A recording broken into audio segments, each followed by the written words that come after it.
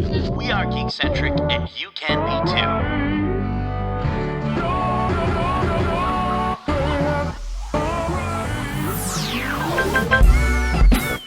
Love ya.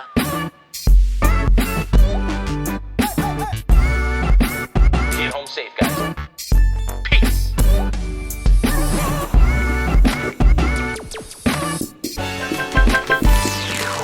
Welcome back to the Geekcentric podcast, and welcome to Season 3.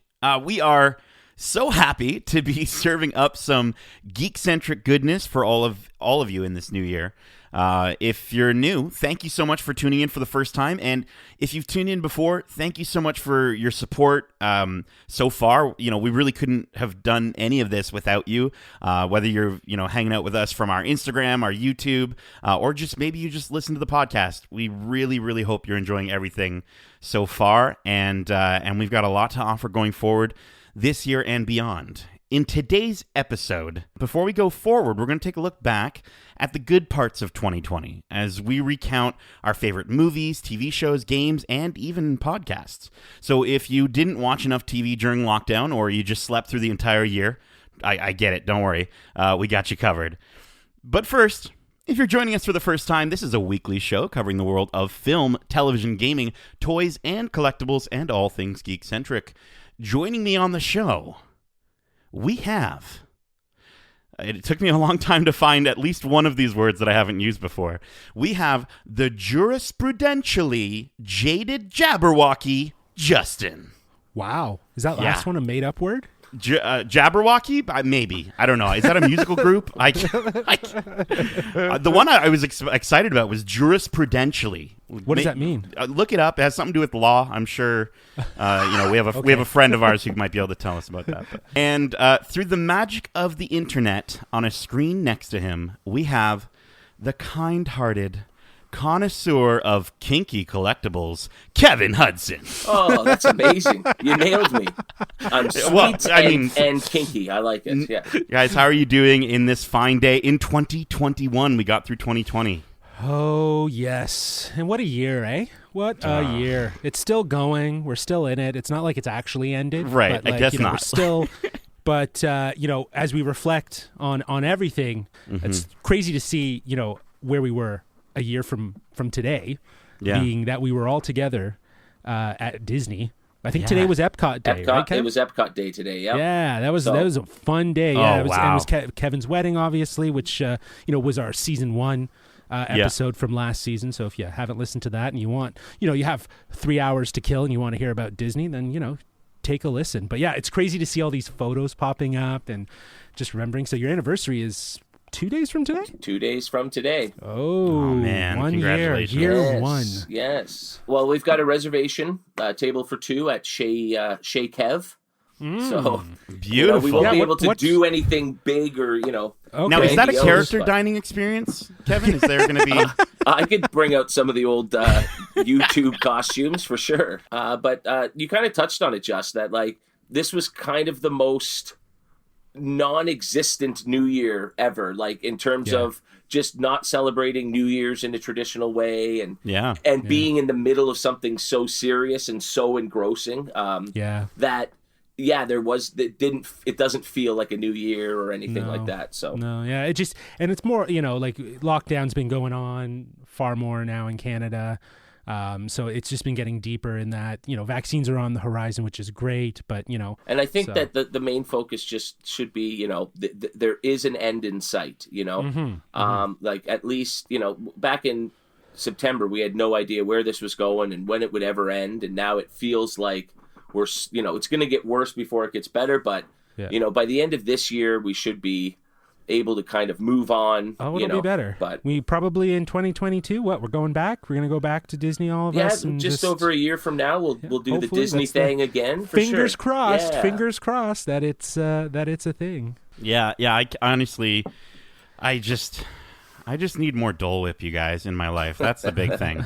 I was watching some YouTubers the other night, and they were in Hawaii eating Dole Whip, and I hated them. So, speaking of watching things, hopefully that we didn't hate, guys, let's get right into our topic of the show. It's time for the topic of the show.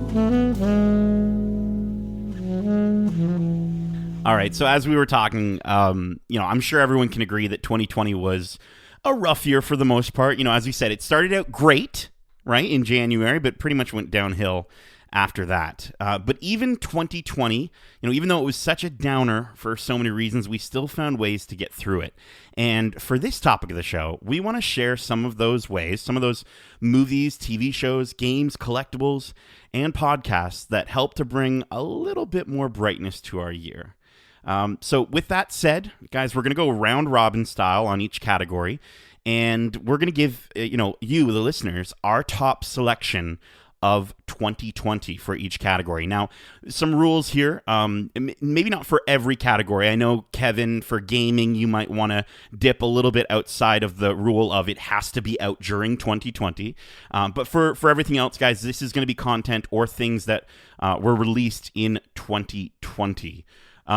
So, guys, you ready to jump in? Let's do this. Cool. Okay, well, guys, I want to start off with something near and dear to my heart. I think TV actually was, I think everyone's been saying that 2018, 2019, these are the renaissance years of television. And I think 2020 was no different. I think we got some really, really amazing shows. So I wanted to kind of start off with, streaming. I don't think we're, unless you're Kevin, you're not watching, things with commercials on cable television anymore. So well, and frankly, there hasn't been much on cable television. you know? Right. They've all been on hiatus, right? So oh yeah. So it really has been the year of streaming, though, right? Yeah. Like obviously, it's 100% been the year of streaming and episodic content like TV content being streamed. So yeah, this is a fantastic category to have. Beautiful. Well, listen, Justin, let's start with yourself. What was, give me your streaming show of 2020.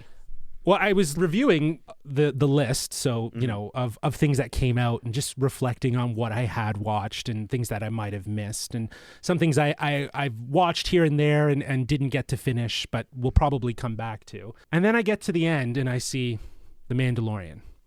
And I'm like, I think this show for me was it. This was my best streaming of 2020. This did everything I wanted it to do for me as a Star Wars fan. We got Boba Fett coming back. We got this wicked storyline. I think they knocked it out of the park. So yeah, The Mandalorian for me, season 2 was fantastic. And if you want to hear what we thought, you can check out our extensive watch club of all 8 episodes from from last season. Absolutely. Definitely check it out because we had a fun time talking about it. And I think that also kind of fed into enjoying the show that much more, was being able to share that with you guys as well and talking about it. Because we're all Star Wars geeks, as everyone, our listeners know. So I think getting to live through those episodes together through conversation was a lot of fun as well. So I'm blown away. Like under 12 minutes of our first episode of season 3, and we talk about Star Wars. So that's impressive. I think that's the longest we've gone without talking about Star Wars.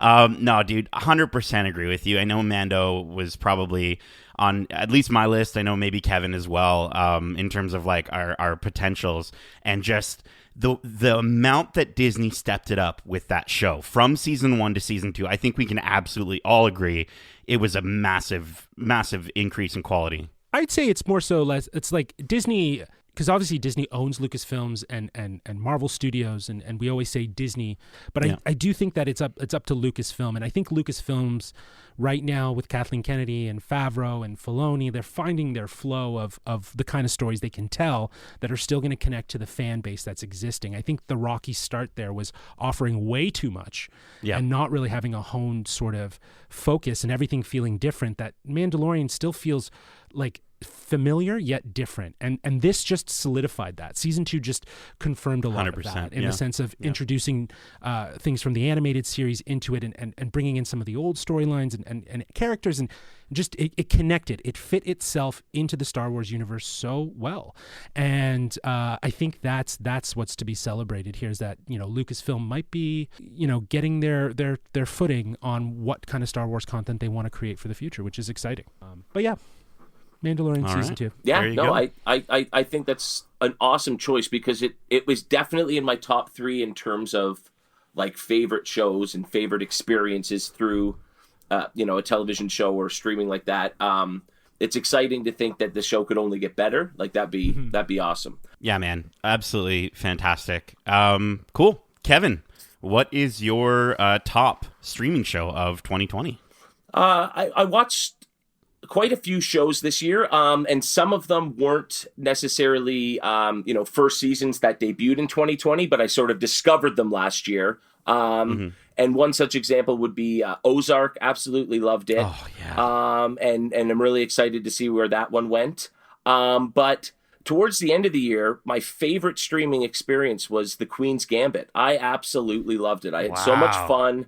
I thought it was such a fun way to tell a story, and to make chess that fun is like such an achievement, and so that was my favorite for a long time until I finally got onto the Apple TV and watched Ted Lasso, and that show is unbelievable. Let's go. That is such a lovely, fun, funny show. Yes. Yeah. Can I ask you, please, tell me at some point you cried at least once? I was close, okay? I was close. Damn it. So close. I definitely cried at least 3 times right now. Yeah. There are just some really, really lovely moments that like are they're such great payoffs to these characters and what they're doing. And yeah, I've never it was like 2 minutes in, I was like, okay, I'm in for this ride. Right. So, and the coolest thing is I love how it's sort of, it's a sports show, but it's not a sports show. You know what I mean? It's a people show. There is so little actual soccer in the show, Yeah. I think you see 3 matches total the whole season. The rest is just about the characters, and that's what makes it so good, is that you love these characters. I have like 10 favorite characters from one show. Dude, I agree with you. I agree with you so much, but it didn't make my top of 2020 as much as that was literally I thought that was going to be it. It was right there. It was right there, dude. It was right there. And I'll be honest with you, this was probably the toughest one for me, because I think this is the one that I had the most of. Like, you were always saying, like, bro, dude, have you checked out this show? Bro, have you checked out this show? Bro, have you watched Lovecraft Country?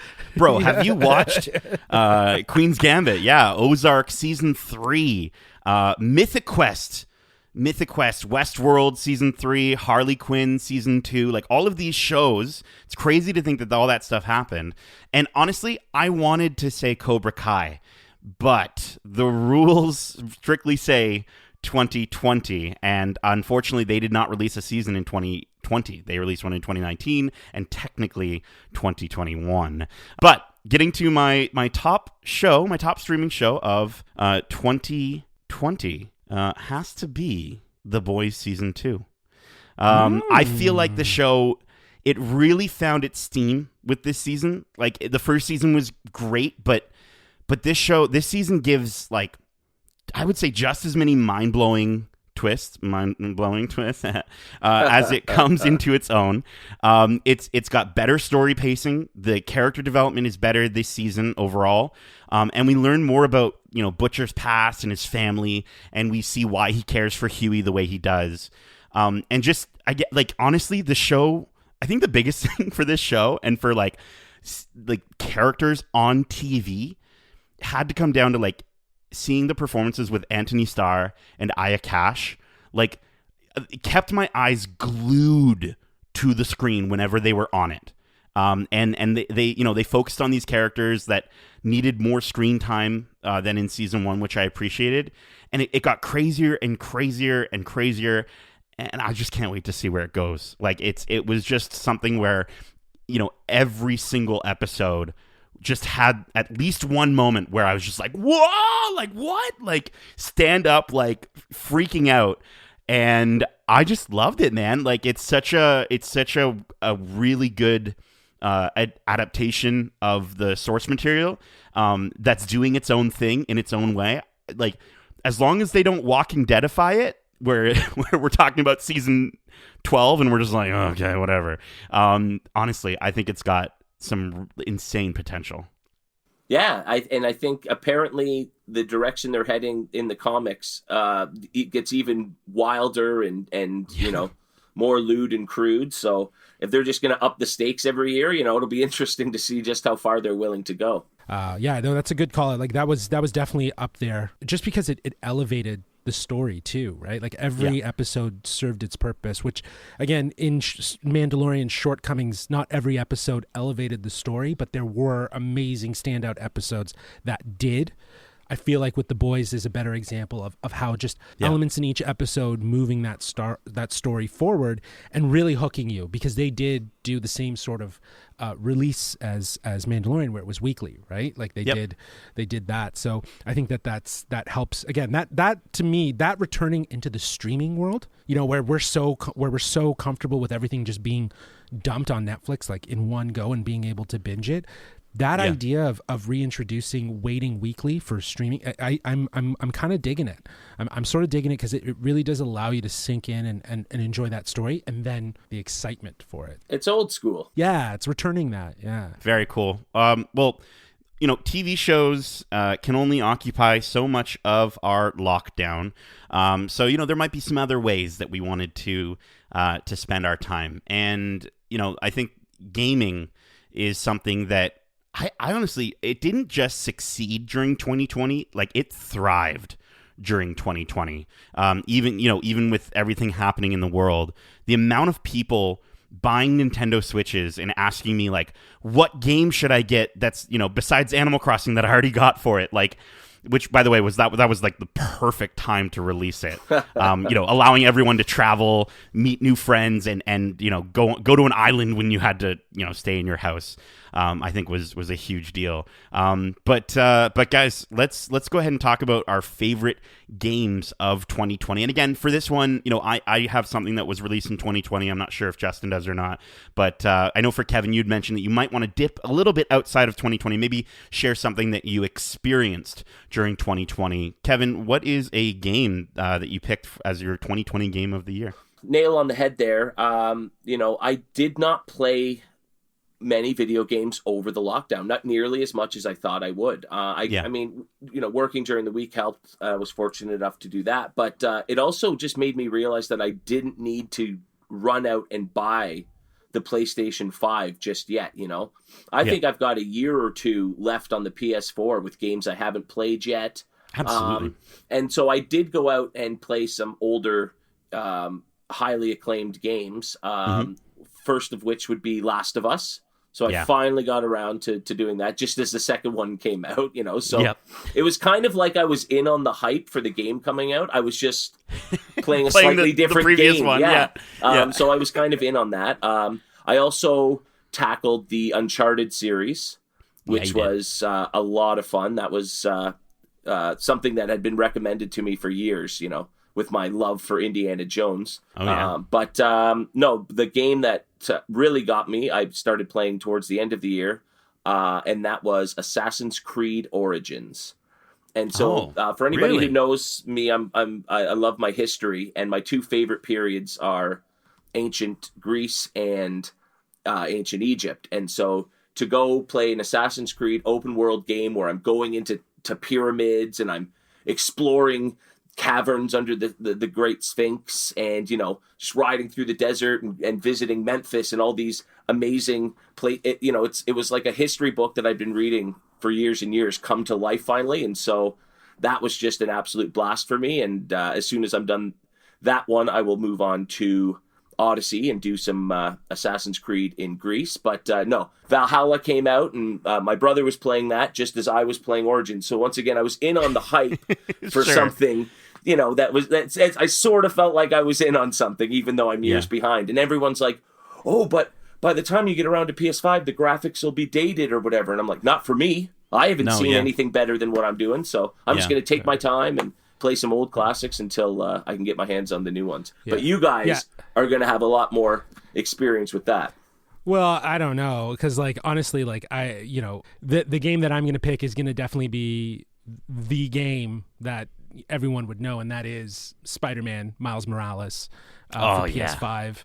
The short storyline didn't bother me as much as I thought. I had heard a lot of rumors about it being a shorter storyline, and I was like, oh, that might be a bit of a cop-out. But I actually didn't mind it, because even still, it still took me some time to finish just the story part, and I still have to do all the other parts. The side stuff, Yeah. So, but It was tons of fun. I thought it was just a nice sort of short story to introduce this character, and then maybe now we pop back into like a Spider-Man 2.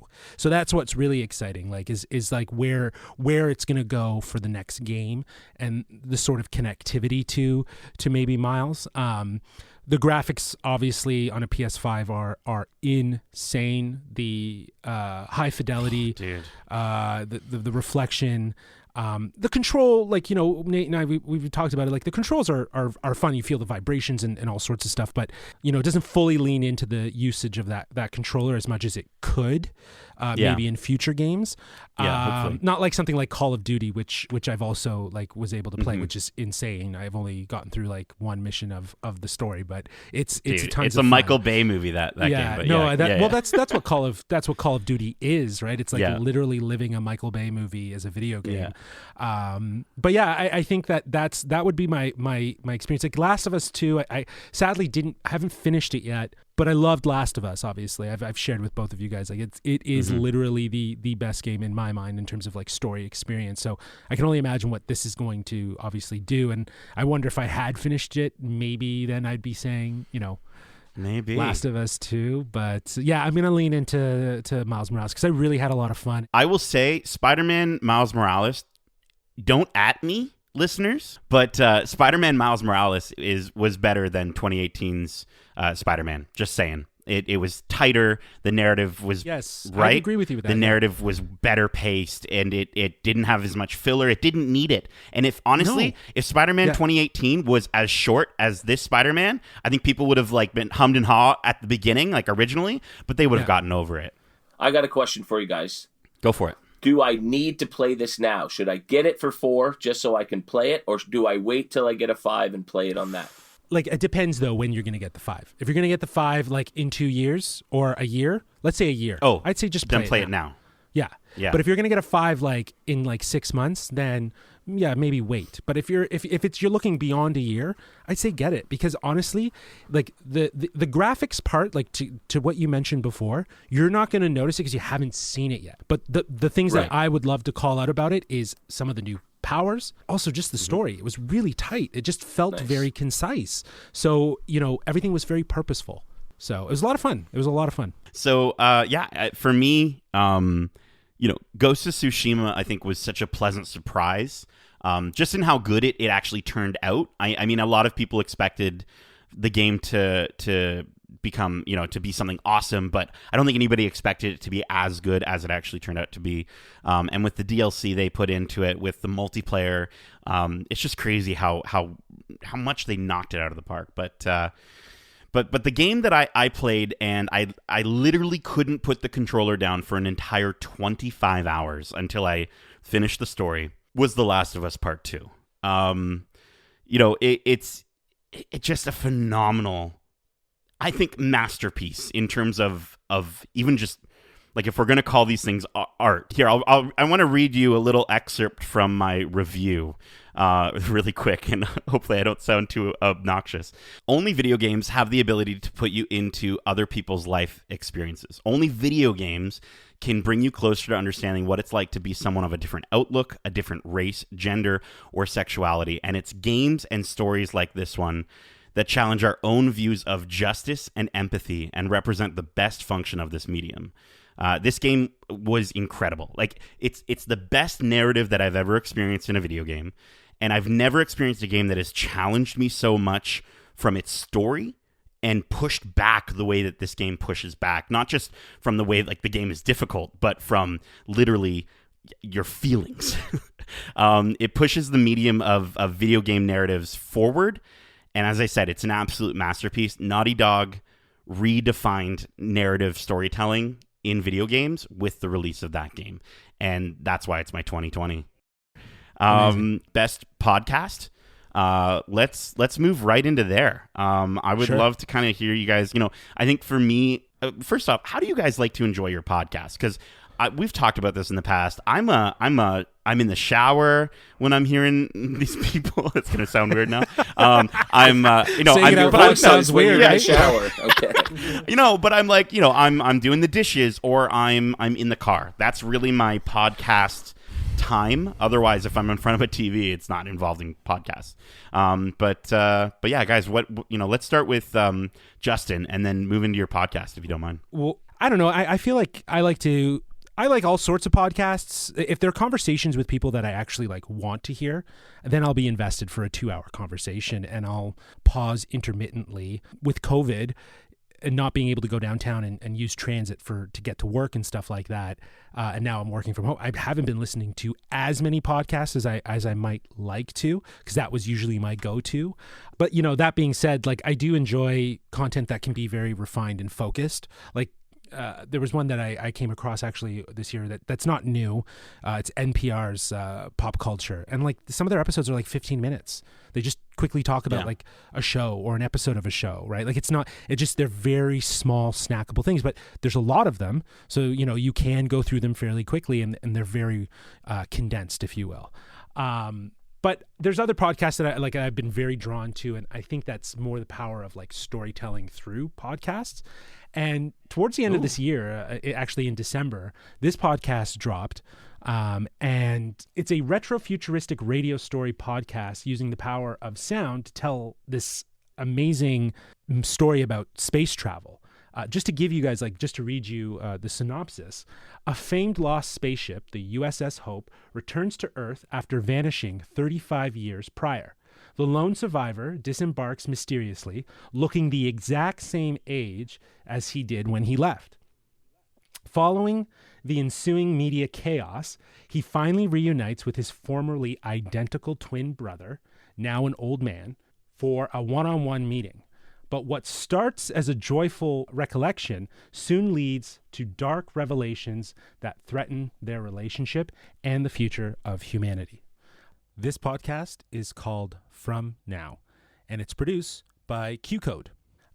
It stars Richard Madden from Game of Thrones and Brian Cox. They are also both executive producers of this. Let me tell you how I found this, though, because this is the weird part. It's not like I heard about this. I was literally looking through my recommendations, and I saw this wicked retro cover art, and I was like, what is this? So I listened to the trailer, and then I listened to a few more episodes, and I gotta say, it is incredible. They're releasing episodes weekly, so it started at the end of 2020, and now it's still going. I don't know how long the run is. I haven't found out. But like they're on episode 5 right now, and it's really cool. It's really cool how they use sound to move you through present and past, and you're hearing all these different sides, and the way they use sound to even just isolate people to give them a sense of space. Like when you hear Richard Madden's voice, and you get the sense he's in a box. He's being quarantined, right? When you hear Brian Cox's voice or his robot assistant that's with him, it's really interesting and a bit of a trip. So yeah, if you guys have a chance, From Now, great podcast. Take a listen to it. You'll enjoy it. I think you will. Very cool. Yeah, that honestly, I'm just looking at the artwork now. It looks sick. Like that looks so cool. What a cool concept too. And I didn't think we were going to be talking. Okay, that's cool. I didn't think we were going to be talking about like story podcasts, right? Like you kind of forget that that's even a thing. Well, I think it's just a nice harken back to like an old tradition of like radio stories, radio right? show. Like those, yeah, Orson Welles kind of did his own thing way back when, before he was doing movies, right? With radio stories, right? So, there's this whole history to it. So it's just funny that, we've moved into this whole new realm of podcasts and listening conversations. Now they're evolving into narratives with sound. Like it's just sound designed so well that it feels like it's a movie. You can literally start picturing things. You close your eyes and it's a movie. Yeah, exactly. Very cool.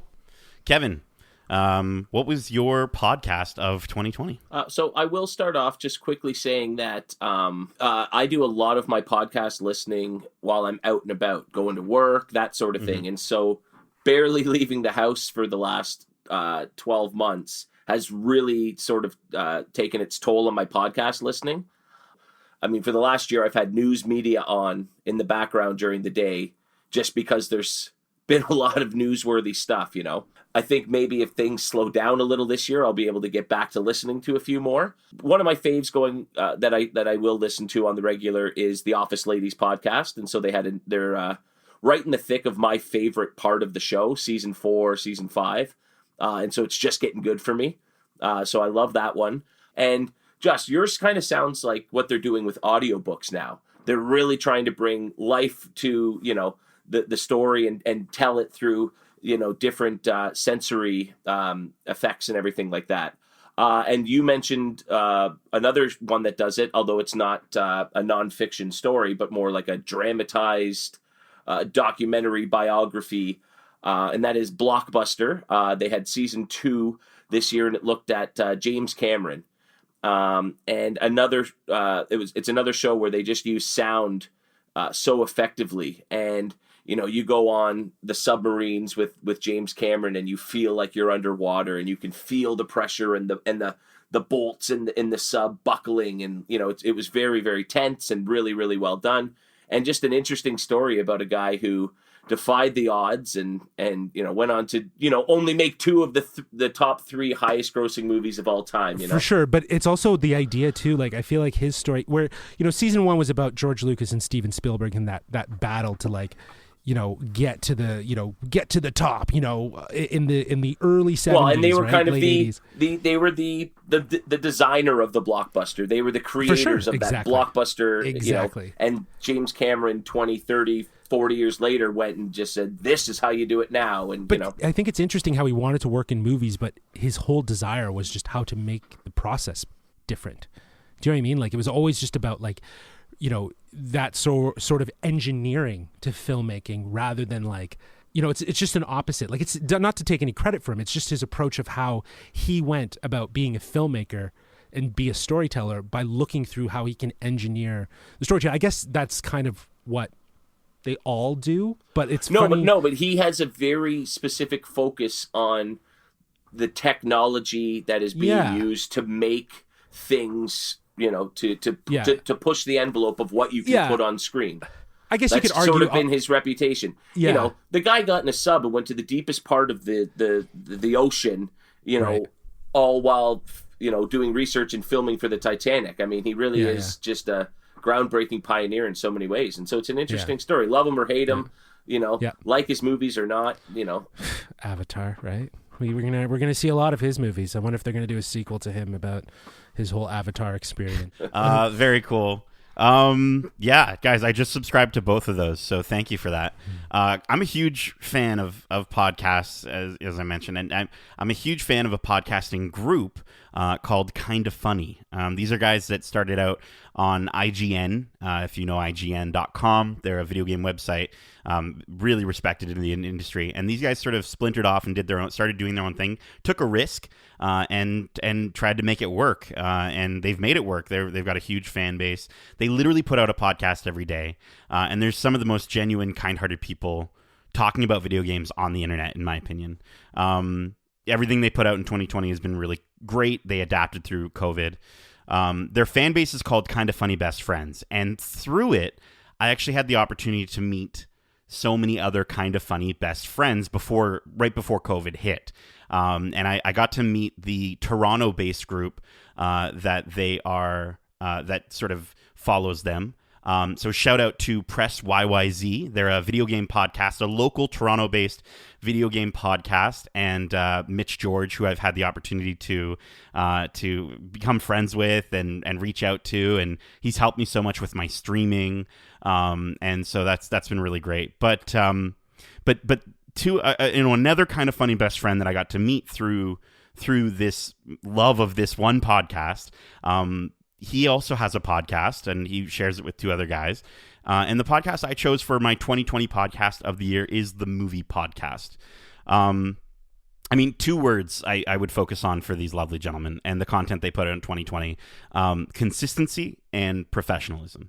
Like they managed to have a phenomenal year with incredible guest interviews. Like they interviewed directors, composers. They interviewed Nathan Johnson, like Ryan Johnson's brother, who's a film composer, and they interviewed Kevin Lima, who directed Goofy Movie, and I guess I would say, like, if you specifically love movies, or you treat movies like going to the movie theaters, which we used to be able to do, but if you treated that like going to church, you have to check out this podcast, because these guys take it so seriously in a good way, not in like a over seriously way.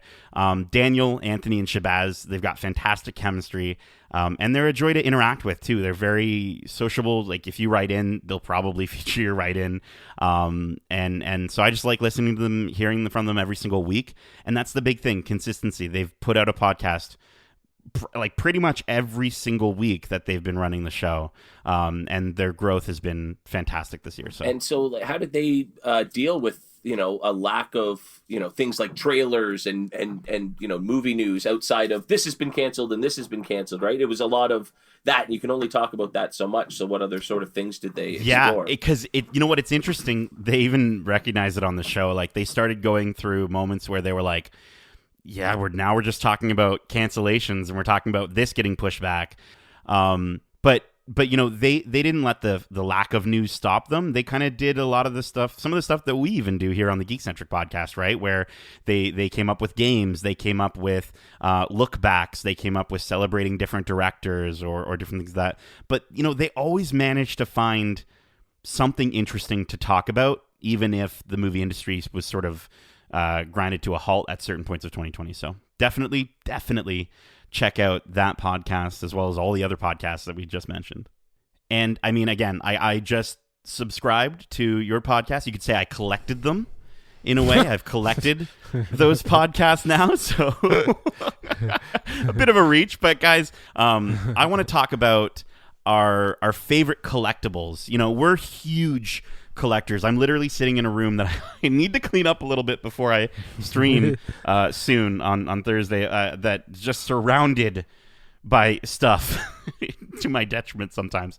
I want to know, what was your top collectible of 2020? Kevin, let's start with you. The majority of what I collected over the year is probably Pops. I think my favorite piece that I got this year has to be the Haunted Mansion from Funko. So it's the actual exterior of the attraction in Disneyland, and it's just a really, really cool piece. The Haunted Mansion is one of my favorite collections that I have going, and so adding something like that to the collection is just always very, very exciting.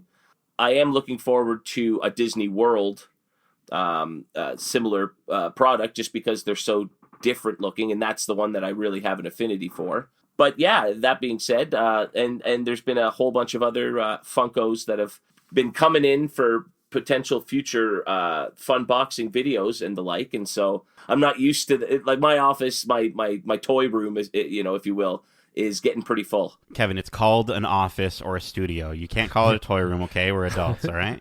But that's what adults who come over call it. So yeah, exactly. Yeah. Dude, I'm looking at the pictures of this Haunted Mansion from Funko. That's so cool. I didn't even realize that they did these more sort of elaborate pieces. That's like, to me, that's not even a Funko Pop. Like, that's just a really dope, vinyl sort of almost statue of the building. It's just so cool to have something like that. My Disney collection is one of my favorites, and so to add any piece that's from a park, that's really where I like to focus. And so I want more of these rides and stuff like that from Funko, for a lot more attractions. Yeah. They're getting good. Like I think jumping into the collectibles that I thought from 2020, like the Disneyland 65th anniversary stuff. Like I'm looking at the mini on Dumbo. Friggin' Peter Pan on the ride, right? Like, that's very much like a land and world sort of ride. So with the 50th anniversary of Disney World being this 2021, it'll be interesting to see what sort of Funko Pops come out to celebrate that. With such a heavy from 2020, the 65th being, just a ton of pops. I think this year we also got the 5 Mickeys. It's a Amazon exclusive. Yeah, 50th Walt Disney Archives. It's so awesome how they're drawing each other and the progression goes down. It's so cool. But I got to say, I think my all-time favorite from this year has to be the Teenage Mutant Ninja Turtles movie edition that Funko released for the 30th anniversary of the first movie. I'm a huge Ninja Turtles fan, and I think even in our Ninja Turtles video, I mentioned, like, all I need is the Ninja Turtles movie edition, and my collection would be complete. And they're currently on their way here. So I was able to pick them up finally. I pre-ordered them in 2020. And obviously with everything going on with COVID, there's been a lot of delays and with shipments and pre-orders that I had that got canceled, and I had to like move pre-orders to other things, and it's just been nuts. So everything's been pushed back. But yeah, I'm there. Apparently I got the notification they're on their way. So I am looking forward to seeing these gorgeous pops, and they're in dynamic poses. They're not in just their traditional Funko poses. They're like, they look like their characters. The only one that's really weird is Donatello. He looks really weird with his like beaky sort of nose. I don't know if that they really did that right. But the amount of detail in these Funko Pops specifically, like.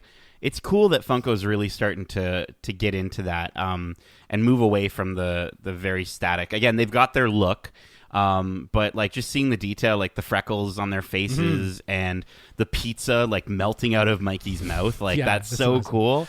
Yeah. That's great. Yeah, I hope that Funko continues to kind of add more and more detail to these things, because I think it's it for the amount of money that we've spent so far, I think we deserve it.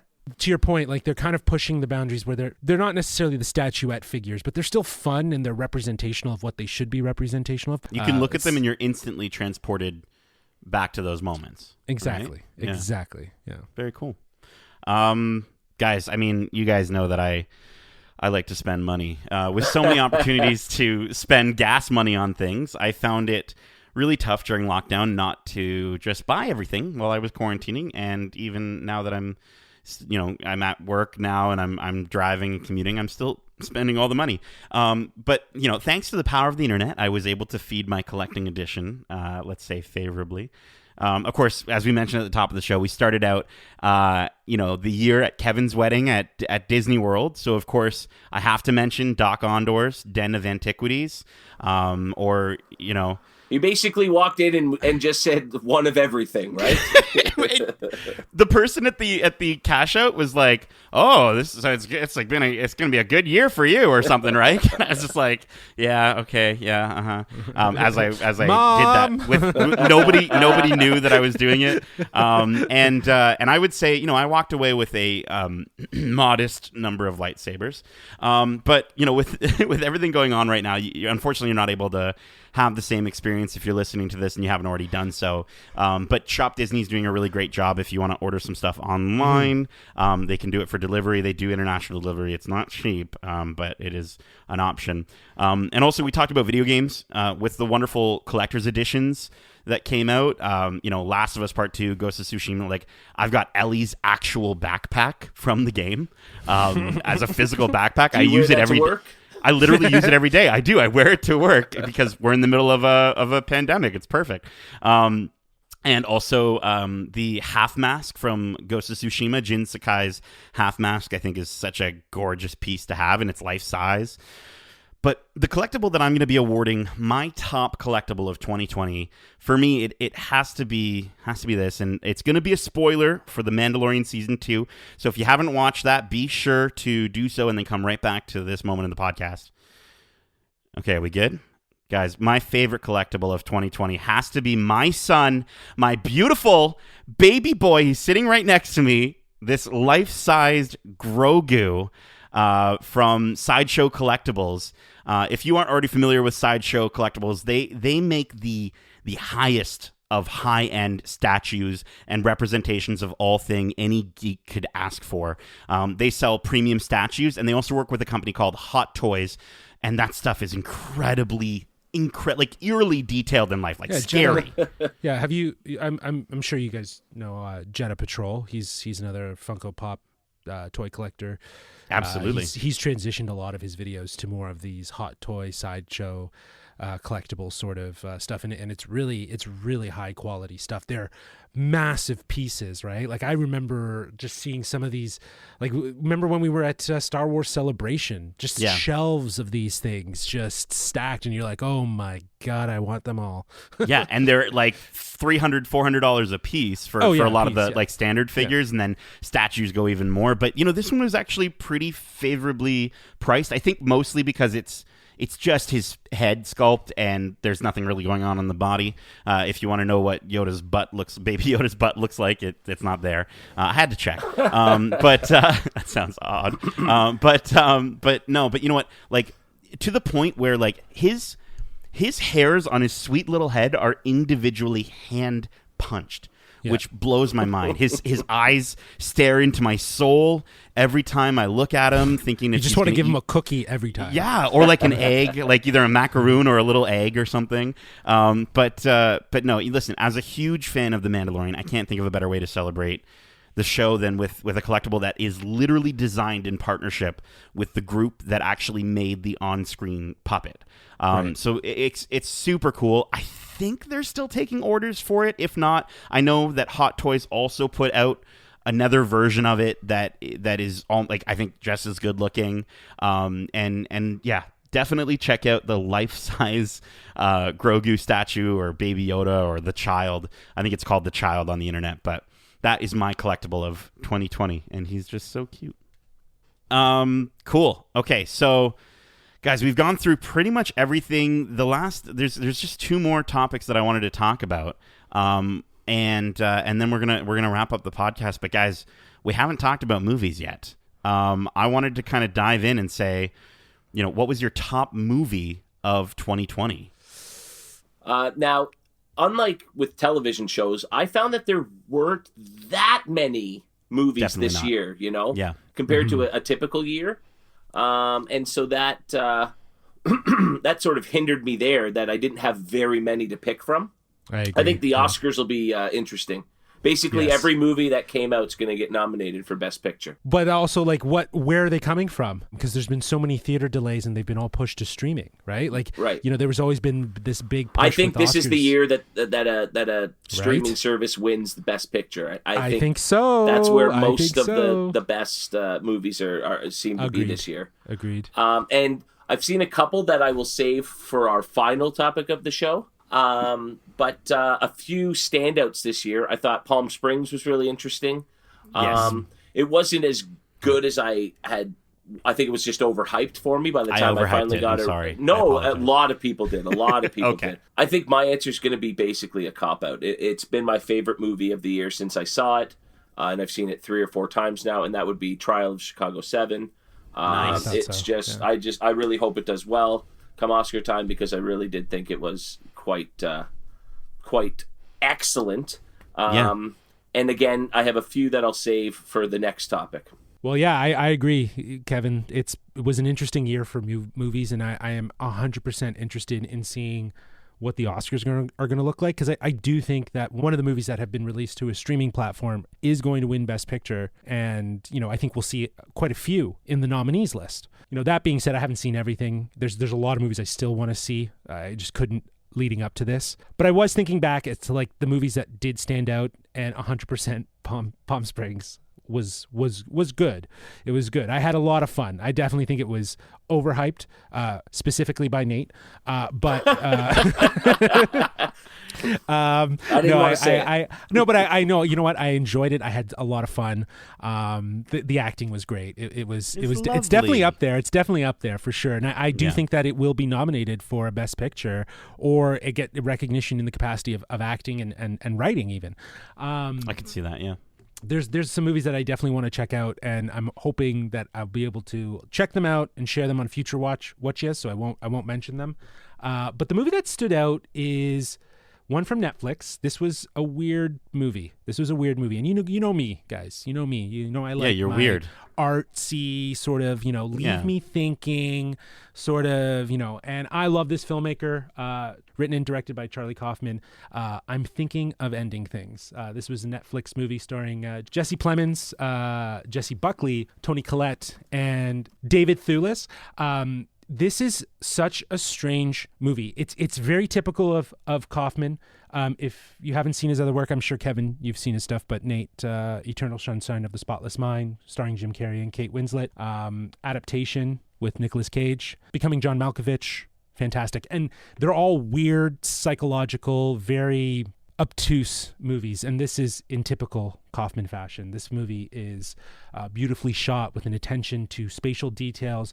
The movie is a head scratcher. It can be a bit depressing, but it's very. I found it interesting watching it and comparing it to what was going on with the pandemic and people being isolated and alone, mental health, just those layers that were really entwined. I'm not going to give anything away about the movie. I think if you guys are interested, you'll check it out. It is a very twisty, and it's beautifully shot. It's not traditional. It's not traditional in any way. It's a square sort of, it doesn't fill the whole screen. It's a very nice aesthetic. It feels very vintage in terms of like look and composition and whatnot. I actually like this movie. Like stuck out. I was thinking, man, that was a weird movie, and I really enjoyed it. I don't know if I would say though if it's the best, because I don't know if I've seen enough to say if it's the best. So, I've seen his work, and I've just always kind of found his stuff almost like a little unapproachable. Just for like, it's hard to resonate with what's going on. It's sort of more you're watching something rather than being a part of it. Yeah, it's interesting because he's written and directed it. I think this is the first movie he's done since 2015. And in like I said, in typical fashion, this was very, very outside of the box in dealing with things like isolation, loneliness, mental health. The acting performances are outstanding. Toni Collette, again, she might get nominated for, a Best Supporting Actress in this one, I think. She was just weird. But, I was a huge fan of Eternal Sunshine of the Spotless Mind with Jim Carrey. I absolutely love that movie. It's probably one of my all-time favorites, just because of how weird it is. So, I'm going with the weird for best movie of 2020 that I've seen. I'd expect nothing less. Cool. Right? Yeah, exactly. Yeah. Well, I've added it to my watch list, so I'll definitely have to check that out. Guys, this category for me I think it was a little bit easier because, as we said, there wasn't that much released in 2020. Standouts, of course, you mentioned it, right? Trial of the Chicago 7, Palm Springs. Those were like surprises. You know what I mean? Like those were movies that I didn't know existed. Usually with movies, a lot of movies, we have the hype of like, we've seen the trailer, the movie is coming out, we got our tickets, we're going to go see it. And for those, it was just like, yeah, this movie's great, check it out. And it's there. So that was really nice. But a movie that we did go see in the theaters and had a lot of anticipation and build up for, I think still fits on my list, which is Tenet. I really did enjoy it, and have since watched it again with subtitles, and it's much better. But now, was the plot more or less confusing the second time? I've heard both. I think it was less. Like it was something like I could follow, but I also watched a bunch of videos to help support me with that.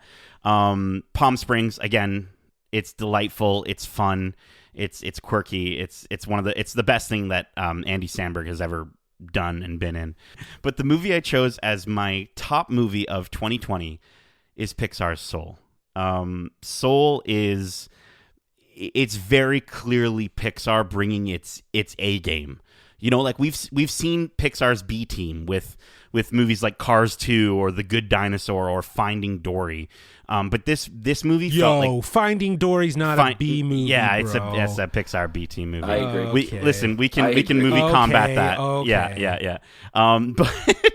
But I mean, listen, even when Pixar puts out B movies, they're still better than most. Yeah, Cars is actually animated. probably like AAA for them. Yeah, Cars 2? No. Anyways, this movie felt like the most Pixar movie. Like, it's like, I know that the movie is somewhat marketed towards kids, obviously, but I don't really think it's a kids movie. I don't think it's a kids movie at all. That's why I didn't think it worked. But really, yeah, for me it goes so deep into its existential themes and ideas that the average kid's not going to pick up on that. They're gonna see the character eat the pizza look at the and pretty poop it colors out. And yeah, yeah. I don't know. I think it works, man. I do think it works as a way to for kids to understand that what's inside of them is much more. And it is this idea of figuring out what your spark is, what drives you, what inspires you. I think that message is pretty clear. But I do think, to your point, though, like the adults that are sitting with their kids watching that movie are really going to resonate because of their own life lessons that they've probably learned.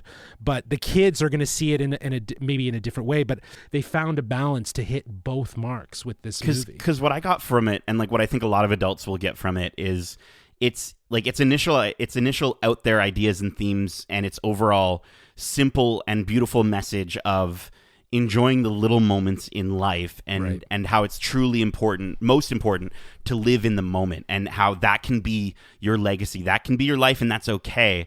And I just love how stunning it is. It's gorgeous. It's one of the, I think it's, in my opinion, like the most beautiful Pixar movie. I know Toy Story 4 was gorgeous, but this movie just completely, I just think, knocked it out of the park. Inside Out, and that's dealing with your emotions, and that. But that, I think that was a little bit clearer of a message than this one.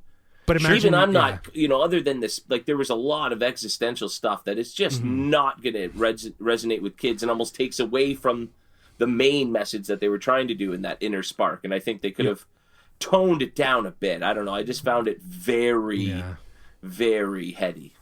But I think it's easier to illustrate and characterize feelings than it is the human soul. And so for what they did, I think it works really well. It works, by the way, it works in the Pixar-verse theory. I think it's almost a prequel to Inside Out, or maybe a sequel to Inside Out. And the representation in the film is so well done, like with the influence from its co-director Kemp Powers. The soundtrack is just another, I think, Pixar knocked it out of the park. Like John Batiste, Atticus Ross, Trent Reznor. It was so well done. So well done. I've already watched it twice, and I want to rewatch all the Pixar movies because of it, including this one. I absolutely loved it. Being somebody who loves to play instruments, I loved that aspect of it, but felt like it didn't focus on that. Like it was almost like two different ideas that came together into one story. Whereas, like, Ratatouille had focused so much on the beauty of cooking. It was their food movie, and this could have been their music movie. It didn't hit the marks that I was expecting it to in different areas. Yeah. Well, listen, as much as it, whether it was your favorite Pixar movie or whether it might have disappointed you a little bit, I think that's, even the most disappointing Pixar movies are still, as I said, better than Wonder Woman 1984. Way better than some of the biggest disappointments that we may have had in 2020. Speaking of the biggest disappointments we had in 2020, beyond coronavirus and all the other horrible things that happened. Speaking specifically about movies or TV shows or whatever you guys wanted to chime in with, guys, let's end off on a fun. Let's bash some of those terrible things that we got a chance to watch or see in 2020 as our final category, and then we're gonna wrap up our first episode of season 3. Justin. Okay, so I picked 2. I have the worst thing I watched and the biggest disappointment. So which one do you want first, boys? I want the bad news first. So the worst thing I watched is 100% Wonder Woman 1984. Like, yeah. After I watched it the first time, because I did go back and I watched it because he tried to defend it to me. So no, yeah, I watched it twice, and I literally, like, I didn't know what it was that made me at least not feel so unpleasant about it. But upon watching it the second time, it doesn't know what it wants to be, and the acting from each of the characters is so all over the map that tonally it just shifts so much. It's like 3 movies of 3 characters smashed into one giant movie, and it's a bit sloppy. The pacing of this and how everything is felt so monumentous, and each character gets their moment. It's like this is so obviously a push for some sort of Oscar consideration. Do you know what I mean? Like it reeks of that from all aspects of it. And I'm gonna put it there as the worst thing that I've watched, especially for all the hype that this movie was getting and was building up. I just think that this, not any discredit to Patty Jenkins. I think she's a fine filmmaker. I just think that there's just a lot that this movie is trying to do, and it doesn't know what it wants to do. And that's why it's the worst thing I've watched. It was just an awful representation. let me jump in there because I've that's my answer as well. And for Patty Jenkins, yes, I think she's actually a great director. She's not a great writer though, and so that was the big issue. And she had such a problem with the second half of Wonder Woman 1 that I feel like she just overwrote this. When I saw Sonic the Hedgehog, I was like, oh, this is the worst movie of 2020. And then I realized I couldn't have any more faith in DC to make a good film anymore. So, yeah, Wonder Woman 1984 is my least favorite. First off, it's 2.5 hours. The movie is 2.5 hours long. It has 2 opening scenes. Yeah. And those 2 opening scenes, I think, best represent, Justin, like our biggest issue with the movie. The first opening scene, you've got this epic Amazon Olympic scene with a young Diana Prince, and it's serious, and it's great, and I enjoyed it. Then you get this second opening scene of Wonder Woman in the 80s, and she's saving people, and it's fun, and it's cheesy, and it's 80s goofiness, and there's costumes. But right after that, the movie goes into such a strange direction because, as you said, it doesn't know what it wants to be. It tries so hard to be both overtly serious and campy at the same time. Yes. And it doesn't work. And to your point, Gal Gadot is going for an Oscar while all the other characters are having fun. All the other actors are having, and huge shout out to Pedro Pascal because I actually think he was great in this movie for what he was given. What he was given, right? he was actually decent. I didn't mind Kristen Wiig as a villain. She was kind of cute, and like she was okay. Her character towards the end though just falls apart and becomes like meaningless. But like her acting, like she gave it her all, and I appreciated that. Gal Gadot I feel like she just kind of like she phoned it in. You know what I mean? Like she was just kind of boring. Like even her moments when she had to have like emotion felt fake. Again, she's going for the Oscar, and the other characters weren't. Like. And like, here's the thing. If this movie had the confidence, we talked about Cobra Kai earlier. Cobra Kai has the confidence to be like, get the heck out of my way. I'm an 80s cheesy show about Karate Kid. And it knows what it is and has the confidence to do it. If this movie had the confidence to be itself, to be an 80s movie, it would have been fantastic, but it doesn't. It's a movie that contradicts itself at every turn, both thematically and narratively. And you'll pause it halfway through, and you're going to be upset that you're only halfway through it. Honestly, it's such a huge letdown because Wonder Woman was probably one of my favorite of the DC movies, and honestly, now I'm not excited for more Wonder Woman. It's just such a huge letdown. I personally have not seen this movie, and it feels like I'm dodging a bullet, or 100%. at least deflecting it off of my bracelet, because it just sounds so terrible. And it's funny, I'm sure that was a big disappointment for a lot of people. For me, it wouldn't have been. I didn't even like the first one.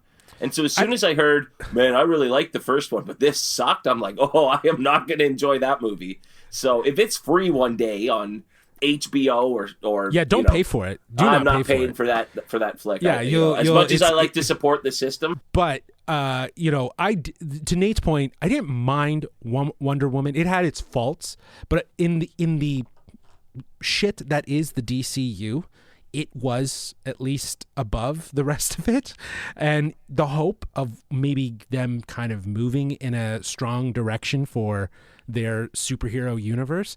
But yeah, Wonder Woman 2 just didn't really it just didn't know what it wanted to be. Now, biggest disappointment. I mean, now this one for me means that I was really, really excited for this movie, and I was, anticipating it. I even rewatched it recently just to affirm how disappointed I was. And I watched it in succession with the other. You hate watch this movie? I kind of did. I kind of hate watched it because the first two are really great, and then number 3 comes out this year at the beginning of this year, and that is Bad Boys for Life. Really? I am a huge Bad Boys fan. I love I watched that when I was a kid because I was really big into Fresh Prince. Got into Bad Boys, watched Bad Boys 2, watched Bad Boys 3, and was just like, yeah, this movie was a huge letdown. That's so surprising. It was like received pretty decently by critics given what it was, and especially compared to 2. Like, when's the last time you saw 2? I just saw it. Yeah, recently. like really, yeah. I saw it recently-ish, and it was not a great. no, it's again for what you're getting out of the Bad Boys series. Like, Bad Boys 1 is dated, and it's got its 90s vibe. Bad Boys 2, for the high octane action that is Michael Bay, I'll take it. It was primo. And it's not great. The story's not great, but it's fun, and they're great. They're super energetic. It's really about them. This one was just about them passing a torch, and it's like, you know what I mean? But I like got those like Lethal Weapon, we're getting too old for this vibe, and it was for sure. I thought Martin Lawrence was really good and should be in more stuff, Yeah, Martin Lawrence was the highlight. But yeah, it was definitely one of the disappointments of 2020 for me, at least. I thought I'd pick one from each section there just to kind of offer up. Yeah, no, I know you're a big fan, so it's always disappointing when something lets you down. Yeah, that sucks, dude. Like I actually heard so many good things about it, so now you're saying that, I'm like, oh, I'm sure. Like, shoot. honestly, I think what I was hoping for was more of them. And I knew that it was going to be, to Kevin's point, that Lethal Weapon 4 vibe where it's like, we're getting too old for this. But if it is, then just focus on them. One last, ride or die mission, make it full octane, go full bar, you know what I mean? With the energy and, tap them out. Do you know what I mean? Yeah. Like just tap them out. Right. So, I mean, there is a Bad Boys 4. Apparently, which is Bad Boys 4 like, for life. There you go. Is that what? Well, it'll be Bad Boys for life again, but with yeah. Kevin, that movie sounds also very disappointing. But what was your biggest disappointment or worst thing you watched? Well, I'll start with the worst thing I watched, because I actually just watched it over the last few days in an attempt to try and get more movies in, because as we've mentioned a few times, the movie releases in 2020 were few and far between. And I'll actually talk a bit more about that for my disappointment. But in terms of just worst movie I watched this year, and again, I avoid movies that are just supposed to be bad. I can't watch a bad movie on purpose. And so I really do try to avoid them. But this one was just an absolute failure of a movie in every regard. And it was Greyhound, starring Tom Hanks. It was Apple Plus's sort of foray into movie making, and what a stink. I will watch anything with Tom Hanks, and I can't think of a time I've walked away disappointed. This was the most boring, pointless, uninvolving movie I've ever experienced. It was like he was another captain. but I don't even know his name. I think they just call him Captain the whole time. You don't even get like a Captain so-and-so. Yeah. But honestly, guys, this movie, picture a movie where you're on a boat and there are submarines that you can't see chasing the boat, and that's what you get for 2 hours. So they've got these submarines hunting them down, but you can't see them, and that's supposed to be suspenseful. But because there is zero character introduction, there is zero character development, you don't care about the people on this ship, and picture a 10-minute action sequence in a movie like Hunt for Red October or that sort of movie where it's that 10-minute. Even Battleship did it better. I think. Yeah. Really? I know what you mean. Yes, Yeah. I actually liked Battleship. Let me talk about that one day. But it was basically that 10-minute climactic scene for 2 hours, and it was boring and dull, and Sarah and I both looked at each other and went, well, that was a waste of time. So, well, thankfully you didn't pay for your subscription, so I got that free this year. I'd be fine paying $10 just so I could poop on it. It's so bad. It's so bad it's almost disappointing. But my disappointment of this year stems from the fact that I am generally a fan of this person's work. I think I've liked absolutely everything they've done, with exception to one movie. But so the movie I'm talking about that came out in 2020 was King of Staten Island. I'm a huge Judd Apatow fan, and and the other movie of his that I just really have never enjoyed was Funny People. And in both instances, both with Funny People and now King of Staten Island, I've gone back to watch it twice, and it hasn't changed my mind. And I knew it wouldn't, because like when I see an Apatow movie, I either like it or I don't right away. And I just could not connect with this character to save my life. I thought he made really bad decisions the whole time, even when there were reasons for him to change. And so eventually I just stopped rooting for him, I think. I mean, and it's a shame because Bill Burr is so great in this. I'd like to, he's winning me over this year, guys. I'll accept him as a New Yorker, and I'll accept him in space. I'm really growing on the guy. And Marissa Tomei is her usual wonderful self, but I don't know. I don't know if it's just that I don't like Pete Davidson, or I just found the character that unlikable that it was just a really big disappointment for me. And it was one of the few times where, I was excited. We got popcorn, we got drinks from the theater. We made it a night at the movies. A whole night. Rented it, had a friend come over to watch it, and it was just a really disappointing experience. That sucks. It's unfortunate. Yeah, check that one out. And as a huge Bill Burr fan, I think, hearing that he might have been one of the highlights, I might still check it out because I'm Bill Burr fan number one, as we found out in the Mandalorian review. But no, yeah, dude, that was one of those movies that I even showed my mom that trailer, and I was like, we're gonna watch this, we're gonna check it out, and we never did, and mostly because we heard just so many negative things about it, which that's rough. But guys, you know what isn't rough? The fact that we made it together. We did 2020 together, and we had the opportunity to, while it wasn't our most productive year, I'd say we definitely put out at least more videos than there were movies out, so maybe just a little more. But we put out a crap ton of podcasts, though, man. A ton of podcasts. We have, I think, if you count Watch Club, 32 episodes for season. Season 1 was only I think 13 or 12 episodes. We put out 32 episodes for season 2. And it we has could been double the medium. that this year at this rate. For sure. So. Yeah, exactly. Right. But it's what's safe. It's what works. I just think we were so lucky that at a time where we couldn't really do anything, we still had that escape through movies and television. For myself, the fact that they were able to carry on with sports seasons, it's just that escape, so you're not constantly thinking about how crappy things are. It was just a really nice thing to have all year. And so I'm very thankful for that they were able to do that for us. And and Geeks, feel free to join us.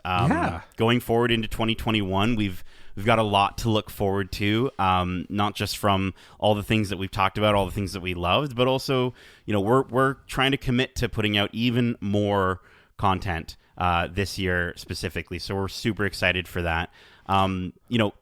Keep in mind, this was our look back at 2020. Going forward, our next episode of the Geekcentric podcast is going to be our look forward into 2021, our most anticipated Geekcentric things of 2021. So guys, thank you so much for joining us. And if you want to write into the show with some of your top movies or top games or TV shows of 2020, feel free to do so. Or if you want to write in with your most anticipated, what you're really looking forward to for 2021, as long as it doesn't get delayed, you can definitely do so. Justin, it's been quite the year, so I can't seem to remember the email. Where can they email us again? They can reach us at wearegeekcentric@gmail.com. That is wearegeekcentric@gmail.com. You like that, guys? A little less energy. Yeah. It was chill. We hope you enjoyed this week's episode. And if you did, make sure to subscribe to us wherever you like to listen to podcasts. We are Geekcentric, and you can be too, which means you can also check us out on YouTube at youtube.com/geekcentric. Be sure to also follow us on Twitter at GeekcentricYT. Follow us on Instagram at WeAreGeekcentric. Oh, and also, I'm back to streaming after a short break. You can catch me streaming some of the latest and greatest video games over at twitch.tv/NatePlaysGames. Guys, I'm actually really excited for this upcoming one. I'm going to be streaming two new games in week to week. I'm going to be streaming Hitman 3. And that's the brand new entry in the Hitman series. Just a great way to start off the year. So if you like that, please come by, say hi. Let's keep the conversation going over there on Twitch. Justin, Kevin, thank you so much for joining me for this evening's insightful look back on the year of quarantine. And as we say, love ya. Stay home safe, guys. Peace.